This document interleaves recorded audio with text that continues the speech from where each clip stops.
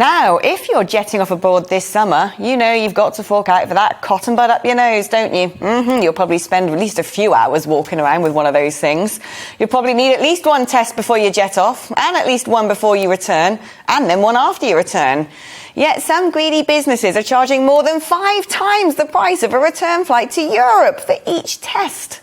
Sajid Javid has asked the Competition and Markets Authority to look into this, but the watchdog will report its recommendations within the next month, which, of course, will be too late for many families wanting to grab a holiday before school starts again in September.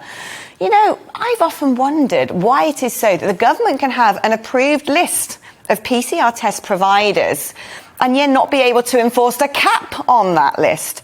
Interestingly, before I jetted off on holiday, well, more an escape of lockdown. During the 3rd lockdown of last year, I went to get my mandated PCR test at a clinic in Cheltenham.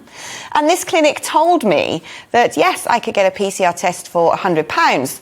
But if I wanted the results back in the 72 hours that is in legislation that you need to have that test within, I'd be facing a hefty charge of £180.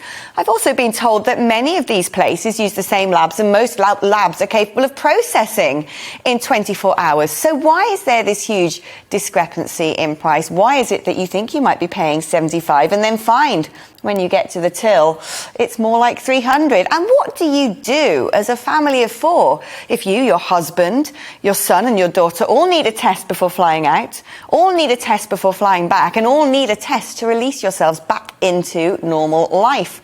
I do wonder how people on very meagre money are managing to afford holidays right now. And I'm asking myself the question, if this government is really sincere about not presenting themselves as the party of the rich, well, holidays aren't really doing them much service, are they, with the PCR test scandal affecting those who probably need a holiday the most and can afford it the least?